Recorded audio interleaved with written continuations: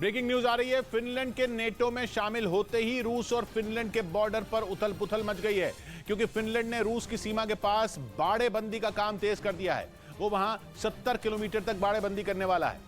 Finland के media ने दावा किया कि ऐसा रूस से होने वाली घुसपैठ को रोकने के लिए किया जा रहा है। यही नहीं, फिनलैंड में रूस का कॉन्सुलेट बंद करने की मांग भी उठने लगी है। यानी नेटो में शामिल होते ही फिनलैंड ने रूस से रिश्ते तोड़ने शुरू कर दिए, क्योंकि उसे शक है कि रूस फिनलैंड की शांति में खलल डालने की कोशिश करेगा, जिसे रोकने के लिए वो जल्द से जल्द अपनी सीमा को सुरक्षित करना चाहता है।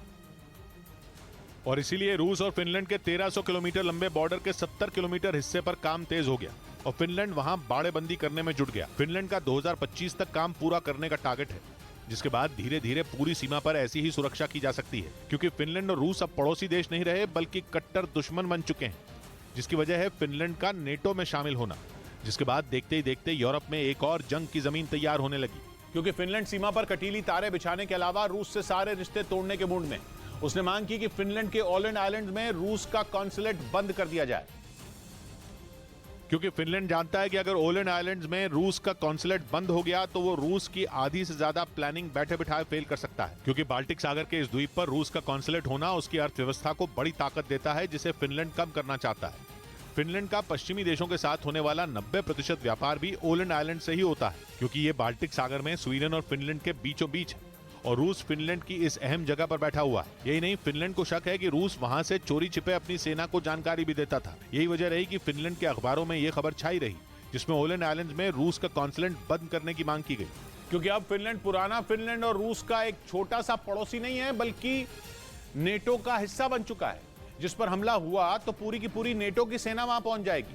फिनलैंड में कड़े फैसले लेने की ताकत इसी वजह से आई है। यही नहीं, पिछले कुछ हफ्तों में यूरोप में हुए इस बड़े बदलाव ने पुतिन पर भी असर डाला, क्योंकि रूस में बड़े नेताओं और अधिकारियों के देश छोड़ने पर बैन लग चुका है और अगर किसी को देश से बाहर जाना है तो इसके लिए उसे रूस के प्रधानमंत्री से इजाजत लेनी होगी, उनके साइन वाली चिट्ठी दिखानी होगी। यानी फिनलैंड के नेटो में शामिल होते ही पुतिन ने रूस में भी हाहाकार मचा दिया है। ये दावा ब्रिटेन के मीडिया ने किया। उसने दावा किया कि पुतिन को डर है कि पश्चिम से मिसाइल हमला होगा, इसलिए वो अपने नेताओं और अधिकारियों को देश से बाहर नहीं जाने देना चाहते, जबकि इससे पहले ये ऑर्डर केवल सेना के अधिकारियों के लिए था। यानी नेटो की वजह से फिनलैंड और रूस दोनों जगह भागम भाग मची हुई है। फिनलैंड धड़ाधड़ ऐसे फैसले ले रहा है जिससे रूस का फिनलैंड से लेना देना खत्म हो और पुतिन नेटो के उनके पड़ोस में पहुंचते ही हर कदम फूंक फूंक कर रख रहे हैं।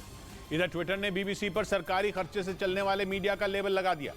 बीबीसी के ट्विटर अकाउंट पर उसके ट्विटर हैंडल के ठीक नीचे ये लेबल लगा दिया गया, जिस पर गवर्नमेंट फंडेड मीडिया लिखा नजर आया। यानी ट्विटर ने बीबीसी को सरकारी फंड से चलने वाला मीडिया बताया, जबकि बीबीसी खुद को स्वतंत्र न्यूज एजेंसी बताता है। ट्विटर के इस लेबल पर बीबीसी ने कड़ी आपत्ति जताते हुए इसे तुरंत हटाने की मांग की।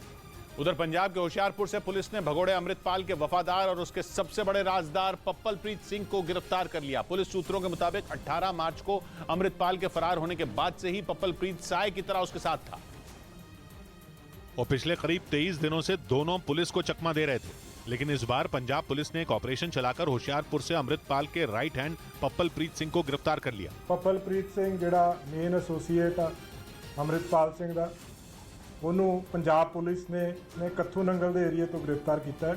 हालांकि इस बार भी अमृतपाल पुलिस की गिरफ्त में आने से बच गया। खुफिया एजेंसियों के मुताबिक पप्पलप्रीत कई साल से पाकिस्तान की खुफिया एजेंसी ISI के संपर्क में था और वो पंजाब में खालिस्तान के पक्ष में माहौल बनाने के लिए काम कर रहा था। यही नहीं, पप्पलप्रीत पाकिस्तान के इशारे पर पंजाब में आतंकवाद को बढ़ावा देने के काम में भी जुटा था। और जांच एजेंसियों के मुताबिक पप्पलप्रीत वारिस पंजाब दे संगठन के बनने से पहले से ही पंजाब का माहौल बिगाड़ने की कोशिश में जुटा था, जिसके बाद नवंबर 2015 में उसके खिलाफ देशद्रोह का केस भी दर्ज किया गया था और बाद में उसे गिरफ्तार भी कर लिया गया था। देश विरोधी गतिविधियों में शामिल होने की वजह से 2016 में पुलिस ने पप्पलप्रीत को दोबारा गिरफ्तार किया था, लेकिन जेल से बाहर निकलने के बाद वो वारिस पंजाब दे संगठन से जुड़ गया और जब पिछले साल अमृतपाल भारत आया तो वो उसका सबसे करीबी बन गया। पुलिस सूत्रों के मुताबिक पप्पलप्रीत अमृतपाल का सलाहकार था और लगातार उसे पुलिस से बचाने में जुटा था, लेकिन करीब 23 दिन तक फरार रहने के बाद वो पुलिस के हत्थे चढ़ गया। इससे पहले 31 मार्च को पुलिस ने पंजाब के लुधियाना से अमृतपाल के करीबी जोगा सिंह को गिरफ्तार किया था, जिसने अमृतपाल और पप्पलप्रीत सिंह को भगाने में मदद की थी। पंजाब पुलिस के सूत्रों के मुताबिक अमृतपाल आखिरी बार पप्पलप्रीत और जोगा सिंह के साथ होशियारपुर में ही दिखाई दिया था, जिसका पता चलते ही पुलिस ने तीनों को घेर लिया था। लेकिन उस दौरान भी जोगा सिंह की मदद से अमृतपाल और पप्पलप्रीत वहां से बचकर भाग निकले थे। हालांकि पुलिस ने जोगा सिंह को दबोच लिया था, जिसने पूछताछ के दौरान अमृतपाल के फरार होने की पूरी कहानी उगल दी। पुलिस सूत्रों के मुताबिक गिरफ्तारी से बचने के लिए अमृतपाल ने जोगा को अपना मोबाइल फोन ऑन करके भागने के लिए कहा था, क्योंकि उसे यह बात पता थी कि पुलिस जोगा का मोबाइल फोन ट्रैक कर रही है। मतलब अमृतपाल ने खुद को बचाने के लिए जोगा को बलि का बकरा बना दिया था। और जैसे ही जोगा ने मोबाइल फोन ऑन किया, वो पुलिस की नजर में आ गया, जिसके बाद पंजाब पुलिस ने फौरन नाकेबंदी कर लुधियाना के पास से उसे गिरफ्तार कर लिया था। और तभी से पुलिस को इस बात का शक था कि अमृतपाल पप्पल प्रीत के साथ होशियारपुर के आसपास ही कहीं छिपा है। इसीलिए पुलिस ने होशियारपुर और उसके 10 से 15 किलोमीटर के दायरे को सील कर दिया था। ड्रोन की मदद से चप्पे चप्पे पर नजर रखी जा रही थी। राज्यों के दूसरे जिलों के अलावा पंजाब से लगने वाले राज्यों में भी अमृतपाल और पप्पल प्रीत को ढूंढा जा रहा था। और जोगा सिंह के गिरफ्तार होने के करीब 10 दिन बाद पुलिस ने अमृतपाल के राजदार पप्पल प्रीत को धर दबोचा। पंजाब पुलिस उससे पूछताछ में जुटी है और ये उम्मीद की जा रही है कि जल्द ही अमृतपाल भी पुलिस की गिरफ्त में होगा।